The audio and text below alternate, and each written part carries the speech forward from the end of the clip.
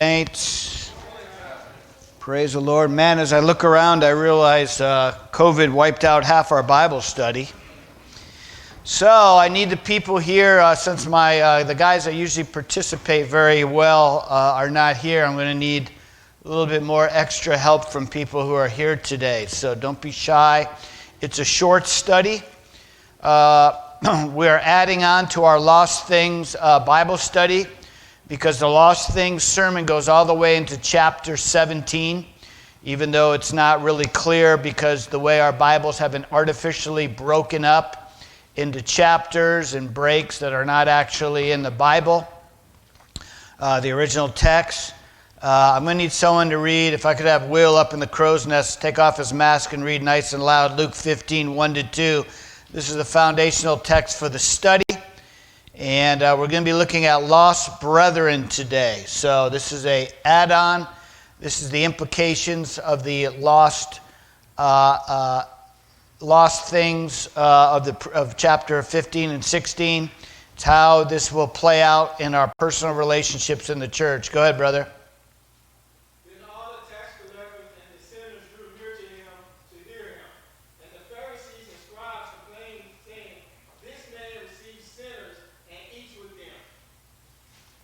All right, so who are the people that make up Jesus' audience here? I thought it was interesting that one of the sermons in Prescott was actually about our Bible study. Praise the Lord. So if you saw that sermon, you pretty much got the whole Bible study in one shot. Who's in that audience, Will? The Pharisees, the scribes, everyday people in the crowd, the disciples, sinners, tax collectors. Very good. That's the whole gamut. So it's quite a comprehensive group of people, a real cross-cutting of Judean society at the time.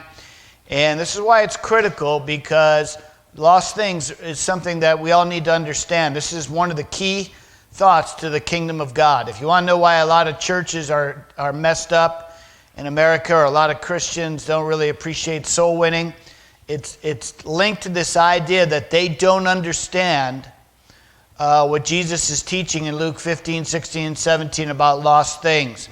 In the eyes of God, what are those lost things? Not a trick question. What are those lost things, Ricky? What? Sheep, right. And sheep are what? People, because most people here aren't really looking for lost sheep. They're looking for lamb chops, right? In the 21st century, that's what I like, lamb chops, and so you got to go find them. Correct. They're sheep.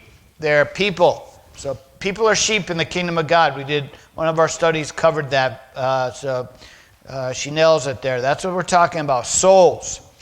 Jesus' purpose was to seek and save that which is lost. Exactly.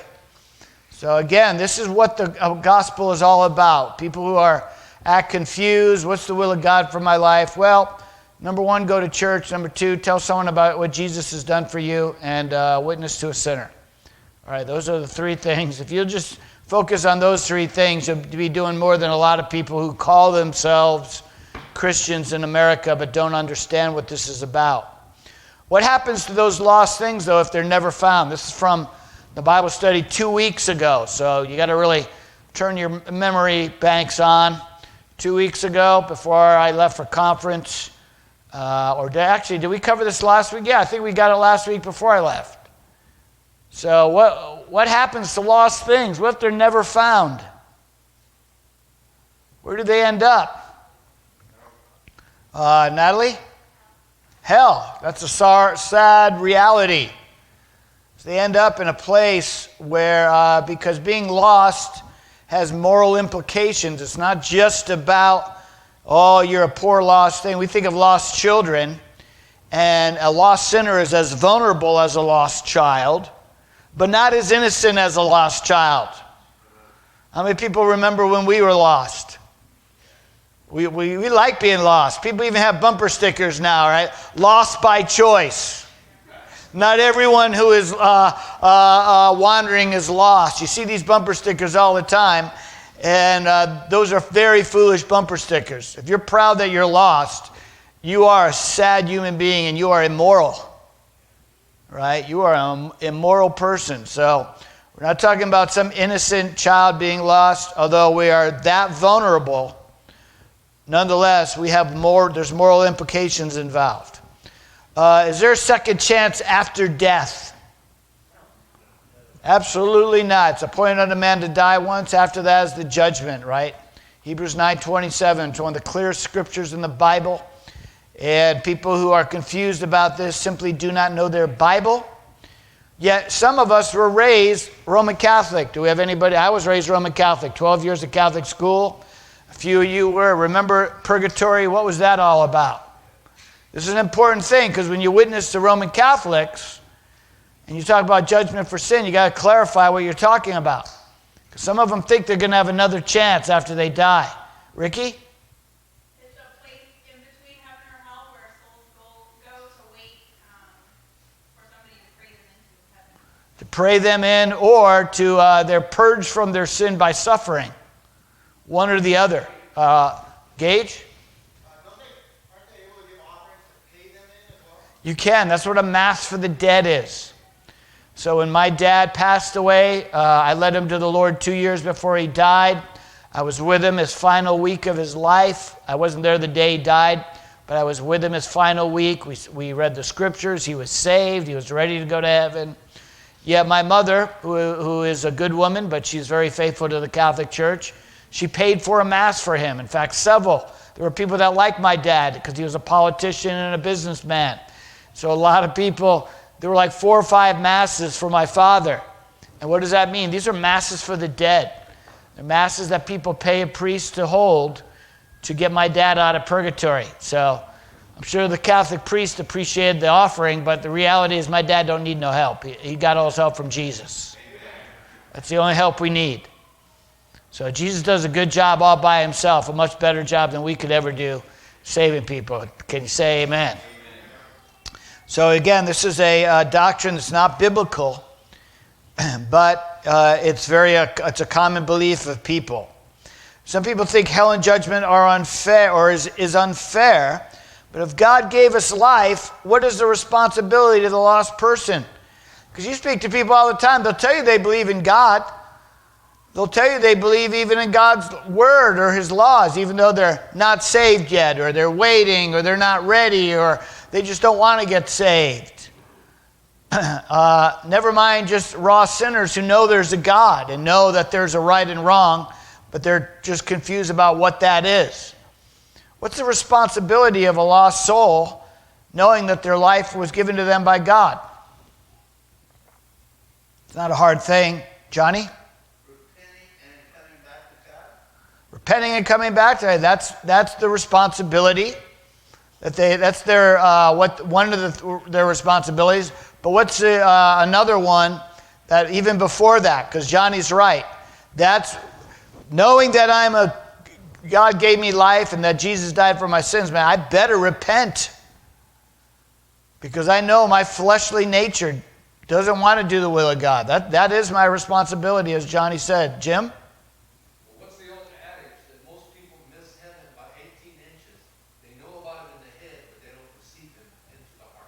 Amen. That's a good word. So the issue is, if you are lost, how many people, when you're lost, you just stay lost? You're driving around some strange neighborhood, you just stay lost. I remember before GPS, my wife and I, the first time we had to go to San Diego, she was working for a company called Orion. She had a meeting in San Diego. We're like, no problem. We'll figure it out when we get there. We get off the plane. This is in the mid-90s. You know, we're driving around. All of a sudden, we're in the barrio, and we see this wall painting. It's a picture of Malcolm X shaking hands with Geronimo. You know, the Chicano, black Muslim, unity thing. And my wife and I were like, we're not in the right neighborhood. And we're not getting out of our cars. So sometimes being lost is not a good place to be. What's your responsibility, Gage? To seek God. To seek God, exactly. The Bible says seek the Lord with all your heart. right? And so, seeking the Lord diligently, it says in Hebrews chapter 11, because he's a faithful rewarder of those who do.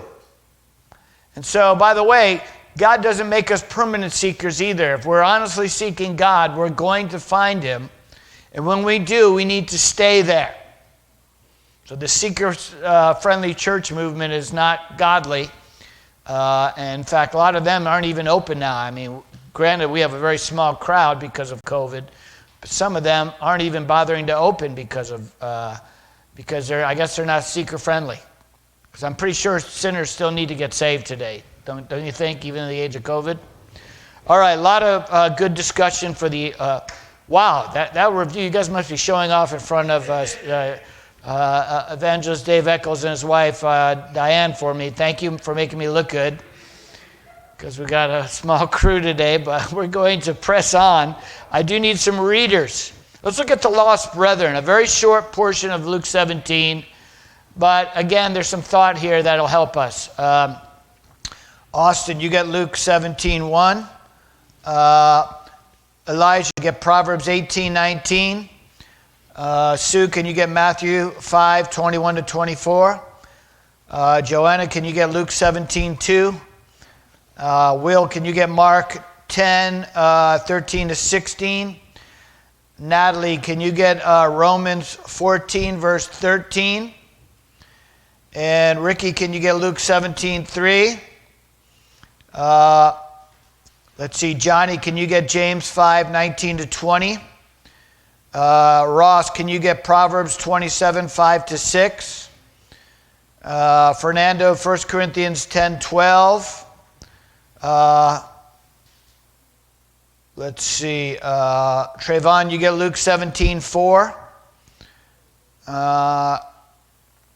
Stephanie, you get 1 John 1:9, and then Tracy, you're going to get Psalm 103, verse 17. So sorry if you didn't get a chance to read. It's a pretty short study today, and because it's a very short portion where he digresses. Remember, he's been talking about lost things. Last week at the end of chapter 16, if you want to turn actually and look in Luke chapter 17, verse 1, you'll notice it's the same conversation. It's the same sermon. Like the Sermon on the Mount covers 5.5 chapters, right? 2.5 chapters, chapter 5, 6, and 7 of Matthew. The parables of lost things, this sermon covers 2.5 chapters also. It's Luke 15, 16, and 17. So if you notice right there at the beginning of Luke 17:1 that it's the same conversation being continued. It actually will end for good at verse 10. But we're going to look at that next week. All right, let's look at one of the most important responsibilities. We're looking at lost brethren today, is to help Jesus Christ rescue souls. We all agree with that? You can come this way. You can come through the front. Yeah, no problem. It's to help Jesus rescue souls. What is one way we could cause our own Christian brethren to stumble? And I might add that they can be lost when they stumble. What is one way, do you think, you could cause a brother or sister in the church to stumble? Will? Discourage or turn your back on them. That's a good answer. I'm looking for a key word there, but that's a good answer. Austin. Saying something that's wrong to do is okay to do. Okay, that's good. What's the key word I'm looking for, Gage? Offend them. All these things you've said are forms of offenses. They're all, whether you teach someone false doctrine for your own nefarious reasons, whether you cause them to, whether you insult them or abuse them or just do something to offend them. Something to cause them to be hurt. Right? And we can sometimes do that even by mistake. Some of you didn't like my joke about Geronimo. All right. But all of you got it. And so you can sit there and say, that offends me. How dare you say that? Or we're used to those kind of offenses that are usually something that offends the ego. But that's not really what an offense merely means. If you teach somebody wrong doctrine, you're committing an offense against them. No matter what your motives are, even if you're ignorant, you don't know better. You teach them something. Once you realize you've made a mistake, you need to fix it. Luke 17:1, go ahead and read that. Then he said to the disciples, "It is impossible that no offenses should come, but woe to him through whom they do come." All right, let's quote that verse together. It is impossible that offenses do not come. Well, that's never supposed to happen at church. You're calling Jesus a liar. Oh, I should have got an amen. Right? People are like, so-and-so said something about me, they hurt me, and it's not supposed to happen at church. I got bad news for you. It happens at church. Get over it. But woe to them by whom offenses come. In other words, God takes notice. Right? You have to have enough Holy Ghost faith to believe that when somebody hurts you or violates you, now I'm not talking about criminal activity. If someone is sexually assaulted or molested or something in the church, believe me, somebody's going to go to jail. I'll make sure that happens. I'm talking about, the things of life. Someone dings your car in the parking lot. That's bad. They need to fix it. But really, you're going to backslide over that? You're going to hate your brother or sister forever because of that? You got to move on sometimes. If somebody does it purposely, God takes note. He's on them. There's going to be a reconciliation on that somewhere along the lines. Proverbs 18:19. An offended friend is harder to win back than a fortified city. Arguments separate friends like a gate locked with bars. Amen. That's true. All right, when people have a conflict over something, all right, they don't want to forgive real quick because their ego's at risk. The ego is a very sensitive thing that needs to be kept in check. When Jesus is talking about dying to self, he doesn't mean you have to do like these people do in the Philippines on Easter and nail yourself to a cross once a year. That's not dying to yourself, right? Refusing to take a chemotherapy because, God will heal me if he wants to. Well, yeah, he will, but he might use chemotherapy. So these people that make these sacrifices thinking that that's dying to self, that's not what dying to self means. Dying to self means that sometimes your ego is going to get slapped and you're going to have to take it. Turn the other cheek. And that's really hard to do. Isn't it easier sometimes to hurt our flesh than it is to hurt our ego? Sure it is. Trust me, as you get older, it's easier too. Anyways, all you youngsters are like, it won't happen to me, Pastor. I know, I used to think that way too. Sometimes our pride can get the better of us when it comes to making things right with an offended brother or sister in the church. How many people know, again, you could have done nothing and someone could be offended by you. I've known some people that had some crazy, illogical reasons to be mad at somebody. I just hate that person. Why? Because the way they looked at me in 1985. Never forget it. It was a Sunday morning service. And they tell you their whole tale of woe, why they, and the person who did it is like, gee, I've never done anything to them. I just tried to help them, and they got mad. And trust me, the people you try to help are the people that will often get the most mad at you. Matthew 5, my wife's going to read Matthew 5, 21 to 24. And I want you to look at the question that follows it. I want you to consider what's being said in Matthew 5, 21 to 24. Consider the question that follows it and how you would answer that. Go ahead, Sue. You have heard that it was said to those of old, you shall not murder, and whoever murders will be in danger of the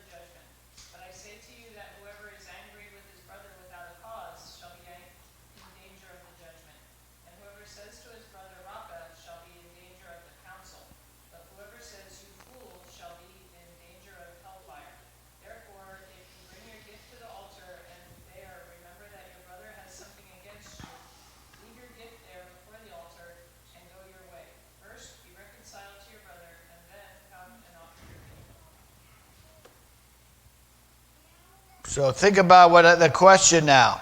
How can our pride prevent us from doing that? Gage? Well, to admit that we were wrong takes humility, or even if we weren't wrong, to say that we're sorry still takes humility. So pride can get in the way and prevent that. The truth is, when we don't think we've done anything wrong, or maybe haven't done anything wrong, we're like, I'll go to hell before I'll apologize for that. I didn't do nothing. You will go to hell. We're not preaching legalism here. We're just saying that God is watching the way we take care of one another in the church. And if we treat something very flippant or act like it's not a big deal to God, and it's in scriptures like this, it's probably a big deal to God. Now, I have to admit, being a pastor, there's a lot of people who are going to be offended by me no matter what I do. I take the offering. There he goes again, money. It's like, no, we happen to do that every service, by the way. So get over that. And so your pastor can't go on an apology tour all the time. But if you know somebody who's like, I don't like Pastor Moynihan, he made a joke about Geronimo, which I didn't, but anyway, so that's how they'll take it. You do have a little responsibility to say, you know what, maybe you're not thinking this through, and help them to maybe lighten up a bit.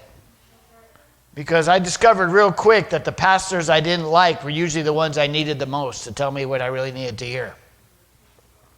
Moving on, good preaching, Pastor. So our pride, it's really hard to apologize when you haven't done anything. But sometimes you just have to do it. Just to put the burden now on them.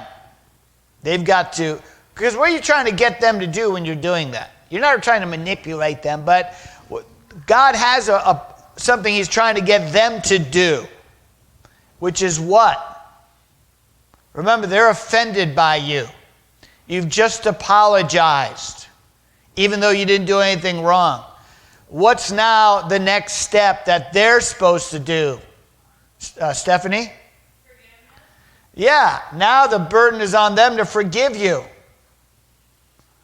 What God is trying to do is shift the blame to where the person culpable can take responsibility for their actions and get their heart right. Now, they may never forgive you even though you apologize, but that's not your problem now. You've done the right thing. Make sense? Amen. Luke 17:2. It would be better for him if a millstone were hung around his neck, and he were cast into the sea, than that he should cause one of these little ones to sin. Cause one of these little ones to sin. It would be better to have a millstone tied around your neck. If you've never seen a millstone, I have. They're huge round stones with holes in the middle of them that are used to crush olives or grapes or grain. And you don't want that tied around your neck because you're not coming up from the bottom of the sea if you're tossed in the sea after that. Why would he say it's better to have that happen to you than that you offend a little one? So look at my question there. What is Jesus referring to here by these little ones? What could that be referring to? Gage? New converts or new believers? Yes, that's a good answer. Who else? Who else could it refer to? That's probably the best answer, but there's others. Sue? Children. And so what do new converts and children have in common? Austin? Lack of knowledge. That's a good answer. Anyone want to add to that or explain that, Sue? Innocence. They have sort of an innocence about them. Gage? Immaturity, good. Ross? Lack of wisdom. Oh, those are good answers. Because it's not a child's fault or a new convert's fault that they don't understand everything at church, right? That's a key thing. It's not their fault they don't understand everything. Because they're immature, they lack wisdom, they don't have life experiences yet, they don't know a lot. And so if you offend them, whose fault is it going to be? It's got to be the fault of the offender every time. because the offender needs to treat them like the innocent people they are. You're a new convert. You don't need to fill a new convert with a bunch of cynical stuff. Don't worry, after Pastor Moynihan beats you a few times and drags you on a bunch of out-of-town outreaches, you'll be just like me and you won't even come to church. Right?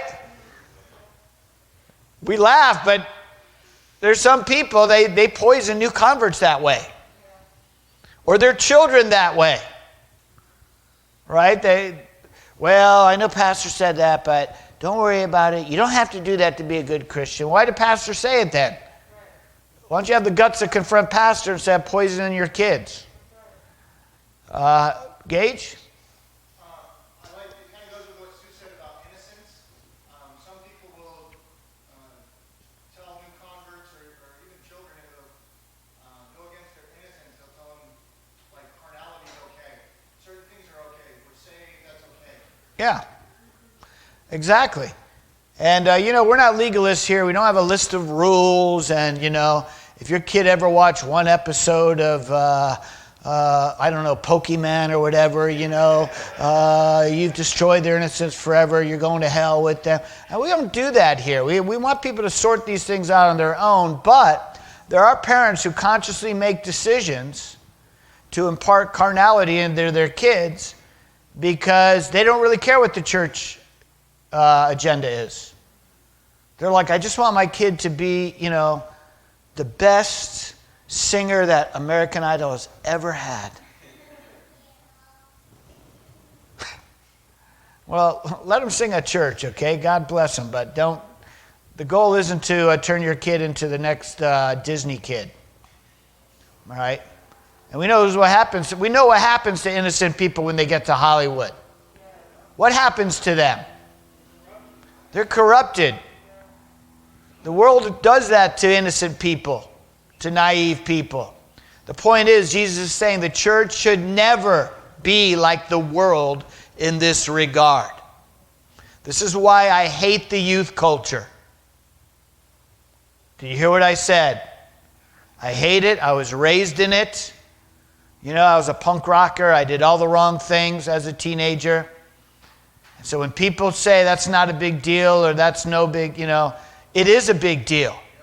When I see these little kids dressed like gangbangers because they're trying to be like their absent dad, the one who's in jail, that bothers me.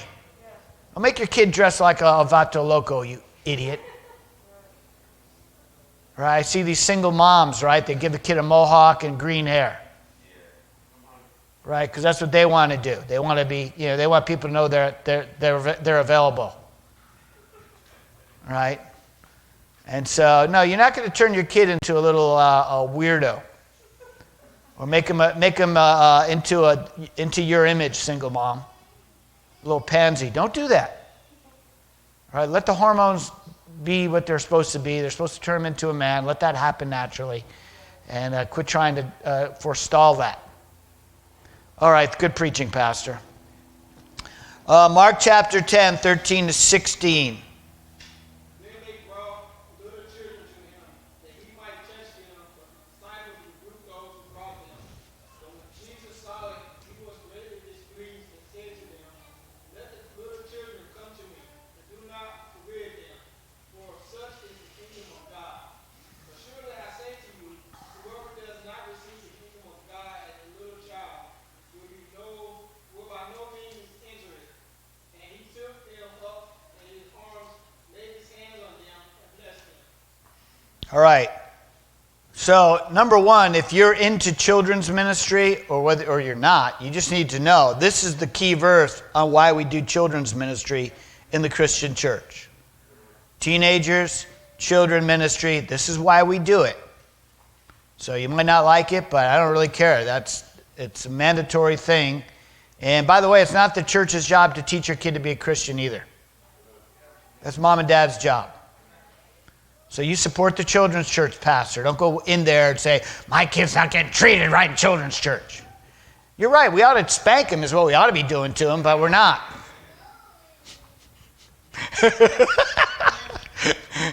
That escalated quickly, Pastor. Yes, it did. And there's a reason why.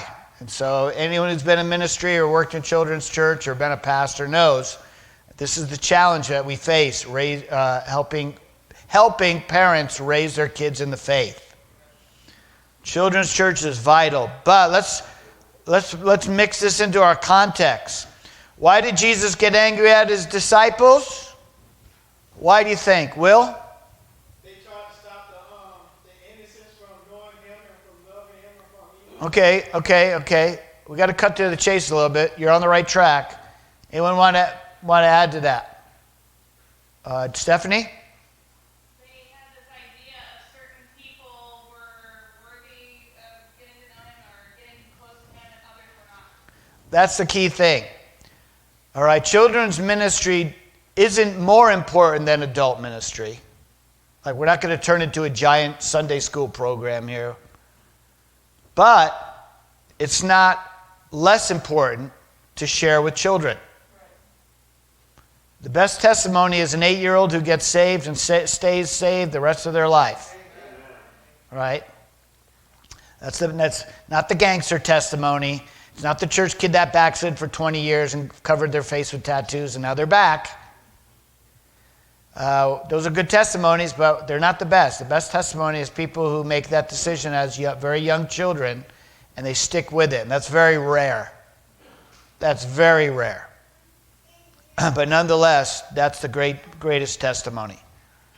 And then Jesus' comment in verse 15, we kind of covered this. If you look at verse 15 of Mark 10, he's really talking about new converts in the church who are equally innocent. Young people in the Lord who are new in the church, are trying to learn everything. We don't have second-class Christians here. The new converts need to get fed the same stuff the older converts, vice versa. We understand there's different requirements and demands on people depending on their level of maturity, but nonetheless, we want to take good care of new converts. Romans 14:13, and then look at the question that's going to come. Listen to this. Who do I have reading this one for me? Natalie, I need you to read it nice and loud. You can pull your mask down and read it for us. Therefore, let us not judge one another anymore, but rather resolve this, not to put a stumbling block or cause to fall down another's way. Now, at the beginning of this Bible study, we kind of talked about this. You guys all gave great examples of putting a stumbling block before a new convert or a weak Christian or someone who's weak in the faith. Can anyone remember any of those that we talked about? Austin? False doctrine was one of them. Yep. Will? Discouragement. Sue? Temptations. Probably one of the key things, and in the context of Romans 14:13, he's talking about there are certain gray areas, right, where we're not sure. So I will tell you, when Prescott comes to do an outreach in Oceanside, Prescott Church, they are forbidden from wearing shorts or going to the beach to swim. Now, we think that's ridiculous. Why? Because we're from California. We're like, it gets hot, we put on shorts. Hello. I'm not trying to cast women into lust with my Bermuda shorts on, trust me. Right? But Prescott has put this out there. It's not because they're weak in the faith, but because, how many people know when people from the desert come to the beach, they go wild? Like, you don't see California girls wearing G-strings. You see fat tourists from Iowa wearing G-strings. Can I get an oh my? Right? In fact, the girls here dress fairly modestly. Most of the time they're wearing board shorts or something. Compared to these tourists that they go wild when they get here. It's like, here's my chance. I can finally wear my hot pants. Right, there you go. You get some dude from Phoenix wearing hot pants, and that looks terrible. And so it's to prevent those kind of things that are stumbling blocks. And I would tell you, I don't hang around the beach because there are plenty of people not wearing clothes. So my wife loves the beach. She's a Jersey girl, goes to the beach. Me, I don't go that much because I don't want to see all these naked people, right? And so it's just it's a personal decision I make. So you don't want to be a stumbling block. You don't want to make fun of people from Prescott because they're all wearing jeans. That's being a stumbling block. You're being an offense to them. It's not because they're weak in the faith, but there are different, they're from a place where this is a strong temptation to cut loose and get a little wild. And, we're kind of used to this stuff. We're not going to get as wild probably because we're saved out of being wild. We did wear our hot pants and our G-strings and our stupid hoochie mama clothes and Hooter t-shirts, right, guys? We did wear that stuff before we got saved. Not anymore. All right, so that's just an example that you're going to face. You're going to discover some cultures when you go to a place like Mexico or Israel that they're going to tell you certain places you can't wear certain clothes. You need to obey that. Don't sit there and go, I'm an American. Right, you're a missionary in India, right? And you get a bunch of Indians saved, and it's like, by God, we're going to eat cheeseburgers now. You're not Hindus anymore, and you're going to make them all eat cheeseburgers. Don't be doing that stupid stuff. Okay, that's not the way it works. Okay, that's being a stumbling block. Gage? The word that I talked about earlier, violating their conscience. Violating their conscience. Very good. You don't want to violate someone's conscience. Something might be okay for you. That's a gray area, but not for somebody else. I will tell you, I like listening to secular rock and roll music, but there are some bands I cannot listen to. I hear that, not because I don't like the music. It's music I used to love. But it reminds me that music is satanic. That it's glorifying something that used to destroy my life. So there's sometimes, so you got to work those things out for yourself. If you're a surfer and you're in the surfer lifestyle, you probably need to give up surfing when you get saved because that's your stumbling block. That's your weakness. That's why we tell gang members when they get saved, you need to stop wearing those clothes to church. You're not in the gang anymore. You got to cut ties with that old lifestyle. So again, we're talking gray areas. Some things are pretty clear in Scripture, but again, you don't want to violate someone's conscience. You're trying to help them. All right, let's move on from that. Luke 17:3. We're only talking about 4 verses in Luke, and we've already talked for 40 minutes. We're only halfway done. There's a lot of meat in these 4 verses. Luke 17:3. Take heed to yourself. If your brother sins against you, rebuke him, and if he repents, forgive him. So why do we need to rebuke a brother sometimes, or sister? Why do we need to do that? Stephanie? So that they have an opportunity to repent. Okay. That's not bad, but the real answer is because we love them. We don't want them to be destroyed by something they're involved in. So a new convert says, no, I'm not going to go to the men's discipleship. I'm going to be the designated driver for my buddies in the barracks tonight. Wait, no, bro. No. You're not going to do that. You're going to men's discipleship. They don't need a designated driver. They need to stay home or come with you to men's discipleship. Right? And so new converts are trying to work things out. Well, I'm just trying to help my friends. They don't get a DUI. That's noble, but that's not godly. And your job is to help them out, brother. James 5:19-20 is a great verse on this. Brother, if anyone among you wanders from the truth, and someone turns him back, let him know that he who turns a sinner from the error of his way will save a soul from death and cover a multitude of sins. All right, so God takes notice when whatever it takes to get them to turn back, to turn away from their sin. They're about to make a misstep.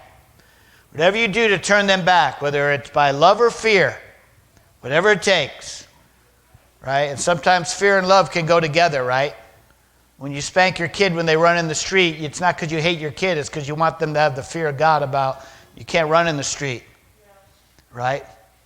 One time my kids almost burned down my whole backyard in Hawaii playing with matches. And I brought them in, and they're blaming each other.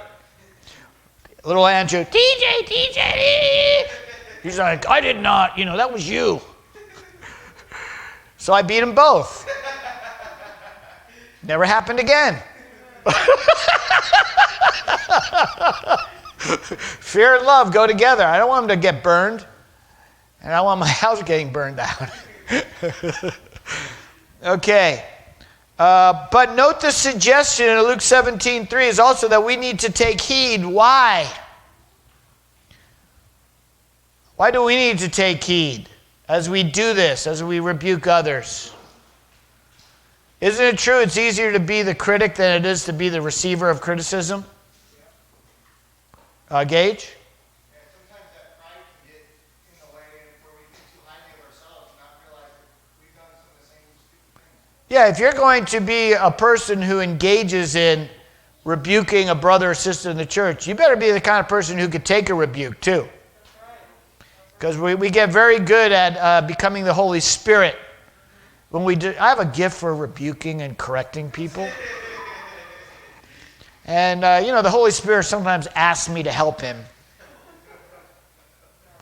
No, that's not true. That's not very godly, actually. No, it's a very humbling thing when you have to correct someone, knowing that they might lash out at you. And so that's one of the hardest things that a pastor has to do in a job, is I have to sometimes take someone aside and say, you're just wrong. You can't be doing that at church. You can't be doing that in your marriage. You can't be doing that in your ministry. And I've been taken aside many times. All I can say is trust me, because I ain't going to admit to it. But I've been on the receiving end many times in my Christian life. All right, Proverbs 27:5-6, and then 1 Corinthians 10:12. These are balancing out that scripture for us. Open rebuke is better than love carefully concealed. Faithful are the wounds of a friend, but the kisses of an enemy are deceitful. Therefore let him who thinks he stands take heed lest he fall. All right, good wisdom. All right, let's close up with this last thought. Luke 17:4, and then we'll be done with the lost brethren. And next week we'll be looking at the lost faith, the final sort of portion of this teaching that Jesus does for 2.5 chapters, Luke 15, 16, and 17. This will absolutely conclude it next week. But let's consider this final thought. Go ahead and read it, Luke 17:4. And if he sins against you 7 times in a day, and 7 times in a day returns to you, saying, I'll repent, I repent, you shall forgive him. Okay, so number one, for the wives. Don't sit there every time he says, I repent. You don't mean it.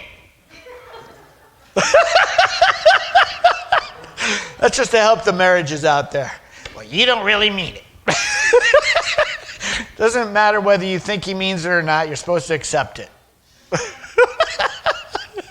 And all the husbands said, thank you, Pastor. Okay. But look at that thought there. If God expects us to do this, which is hard to do. I'm picking on the wives, but let's face it, husbands, men, this is hard for all of us to do. When someone comes to you over and again, says, I'm sorry, I shouldn't have done it, and then they do it again. You're like, really? You said you repented. You said you'd never do it again. Well, the thing is, it's very hard to repent, number one, and it's even harder to forgive. And so this is what the point is that we got to get our head wrapped around. If God expects us to do this, though, what does this suggest about the grace and mercy of God? He's expecting us to do it. We're not perfect. It's hard, almost impossible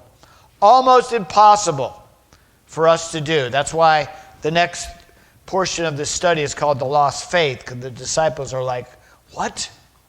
You're kidding me. Forgive people all the time?